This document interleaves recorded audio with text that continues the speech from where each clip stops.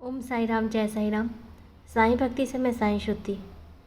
मैं हमेशा कहती हूँ ना कि हम सभी साईं भक्तों के साथ बाबा हमेशा साथ रहते हैं। आज अपना एक अनुभव बता रही हूँ, ध्यान से सुनिए कि बाबा कैसे सभी भक्तों के साथ रहते हैं और पूरी व्यवस्था अपने भक्तों की बाबा स्वयं करवाते हैं। हुआ यूँ कि मेरा एलएलएम का एग्ज़ाम था और मुझे एग्ज़ाम के लिए बिलासपुर आना था।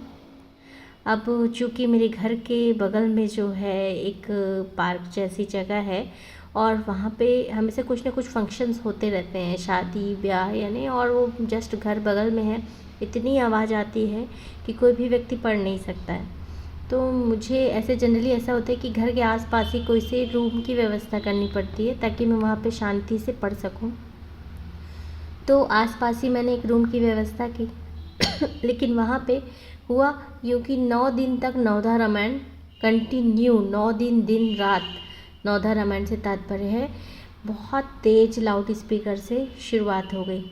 अब जैसे ही मैं पहुंची हूं और एक दिन बाद मेरा एग्ज़ाम है, मुझे पढ़ाई करनी है। अब मेरा कंसंट्रेशन नहीं लग रहा था, मेरी पढ़ाई नहीं हो पा रही थी और व्यवस्था थी कि कैसे इतने जल्दी ऐसी व्यवस्था हो कि वो मैं घर के एकदम पास भी रहूं और मुझे शांति भी मिल जाए और ताकि मैं पढ़ाई बहुत अच्छे से कर सकूं।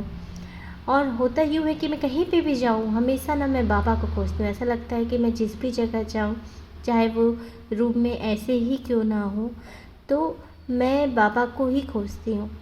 और बाबा पहले तो दिखते नहीं हैं, लेकिन जब मैं वहाँ शिफ्ट हो जाती हूँ तो कहीं ना कहीं से बाबा मुझे किसी न किसी रूप में दिख जाते हैं। तो फिर मेरी व्यवस्था ये हुई कि घर से थोड़ी ही दूरी पे एक छोटा रूम मिल गया मुझे, अच्छा शांति से भरा। उस रूम में मैं शिफ्ट हुई और बस शिफ्ट होते समय मैं ये जानती नहीं थी कि बाबा जो हैं वो वहाँ पे हैं।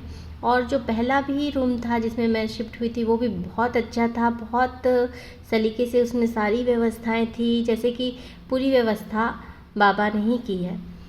अब लेकिन वो लाउड स्पीकर जो बिल्कुल पास था उसके कारण मैं पढ़ नहीं पा रही थी तत्काल में। फिर जो दूसरे रूम में मैं गई तो वहाँ पे और भी सारी बच्चियाँ रहती थी।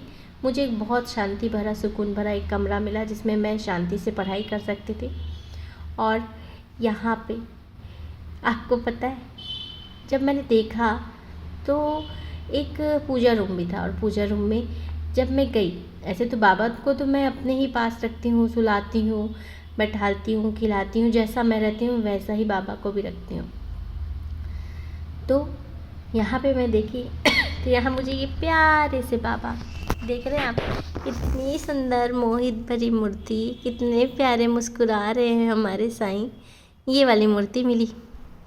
तो बात ये है कि हम भक्तों को लगता है कि बाबा जो है ना वो हमारी सुनते ही नहीं है, हमारे साथ रहते ही नहीं हैं। और जो बाबा कहते हैं ना कि मैं भक्तों की व्यवस्था करूँगा, भक्तों का भार मुझ पर होगा, भक्तों को कोई भी तकलीफ़ होगी उससे पहले बाबा एकदम माँ की तरह ख्याल रखते हैं, वैसे ही है हमारे साईं। और जब इस मूर्ति को देखिए इस मूर्ति के भाव कितने प्यारे, ऐसा लग रहा है मेरे साईं बोल पड़ेंगे। कितने सुंदर, कितनी प्यारी भाव है इनकी पूजा पता नहीं कब हुई, क्या हुई, कौन करता है, वो सब मैं नहीं जानती। बस मैं इतना जानती हूँ कि यहाँ बाबा मिले हैं और इतने प्यारे बाबा। अभी तो बहुत ठंडी है, नहीं तो बाबा को मैं अभी नहला देती, लेकिन अभी नहीं नहलाऊँगी क्योंकि ठंड बहुत है। कल दिन में नहलाऊँगी बाबा को। और पर कितनी खुशी होती है ना हम सारे भक्तों को, और सारी व्यवस्था बाबा ही कर दी है। इसलिए मुझे यहाँ पे किसी चीज़ की ना डर होना चाहिए ना चिंता रहना चाहिए। वहाँ पे भी, उस रूम में भी मैंने देखा, वहाँ पे भी कहीं ना कहीं बाबा थे।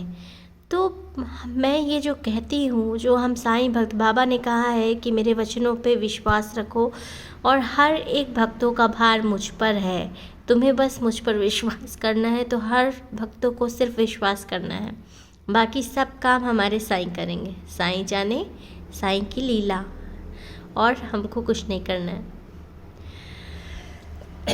मुझे बहुत अच्छा लगता है ये एहसास करके कि बाबा हमारे साथ हैं, मेरे स्वामी, मेरे साईं मेरे साथ हैं। खूब अच्छा लगता है यह जान के कि बाबा मैं चाहे जैसे भी रहूँ, मेरे साथ हमेशा रहते हैं। और ये जो छोटी छोटी बातें हैं मुझे बाबा के और करीब ले आती है। तो चले, आज का अनुभव इतना ही। और आप सभी को मैं बता दूं कि साईं भक्ति चैनल में हर गुरुवार साईं मेडिटेशन होता है और साईं राम नाम जाप होता है और रात के समय साईं सच्चित का पारायण होता है। हाँ, और आपको एक बात और बताऊं, मैं जो है ये साईं सच्चित की पुस्तक लेके आई थी और एक सत्य साईं बाबा का स्वरूप लेके आई थी, लेकिन शिरडी साईं बाबा का स्वरूप मैं लेके नहीं आई थी। तो मुझे लग रहा था कि जब मैं स्वरूप लेके नहीं आई हूँ तो मैं साईं सच्चित का पारायण कैसे करवाऊँगी इस गुरुवार, कैसे कर जाऊँगी मैं लाइव में, क्योंकि बाबा की तो कैसी मूर्ति ही नहीं है और साईं सच्चित का पारायण के लिए तो बाबा का पढ़ना पड़ता है बुक। ये मैं विचार कर ही रही थी और देखो बाबा की लीला कि बाबा स्वयं यहाँ पे मूर्ति के रूप में विद्यमान है। सच बताऊँ ना, मैं पूजा कमरे से इनको लेके अपने कमरे में लेके आ गई हूँ और मुझे बिल्कुल मन नहीं है कि इनको मैं पूजा कमरे में रखूँ, लेकिन जिसका भी ये बाबा की मूर्ति होगी, जो भी बच्चा भाव से लाया होगा, तो उनके भाव जो हैं उसको देखते हुए बाबा की ये मूर्ति मैं वहाँ पे विराजमान करूँगी। ठीक है, और बाबा जान रहे हैं ना कि मेरा मन क्या है, बस और क्या, इतना ही काफ़ी है।